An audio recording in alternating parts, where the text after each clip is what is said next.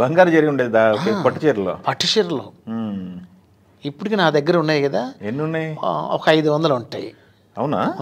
అన్ని దాచి పెట్టుకున్నా. నాకు ఇష్టం మా అమ్మాయి అంటే. బంగారన్న ఎంత దెబ్బలైనా నేను బంగారు కానీ చీరలు కానీ నేను ఇవ్వనన్నా.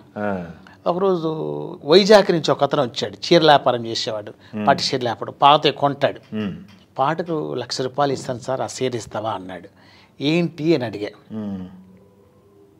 అప్పుడు అతను కూడా చెప్పాడు.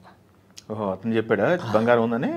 దాంట్లో మరి ఆ దినాల్లో ఒక చీర అప్పట్లోనే 1000-2000 అంట. సావిత్రమ్మ గారిని, ఎందుకంటే సావిత్రమ్మ గారిని చూశాను, గిరిజమ్మ గారిని చూశాను. గిరిజ గారికి అచ్చం గిరిజ గొంతులాగానే పాడేదమ్మ. వాళ్ళిద్దరు, మా అమ్మగారు గిరిజ గారు, సురభి బాలసరస్వదేవి గారు, రీట గారు, తర్వాత మీనాకుమారి గారు, గీతాంజలి గారు. వాళ్ళ అనుభవాలన్నీ వేరండి. ఇంకా అలాంటి వారు రారు. గిరిజమ్మ గారు చనిపోయిన అలా అంటున్నారు కానీ వాళ్ళ కూతురు నాకు బాగా పరిచయస్తురాలు. ఇప్పుడు మెడ్రాస్లో మేము కలుస్తుంటాం.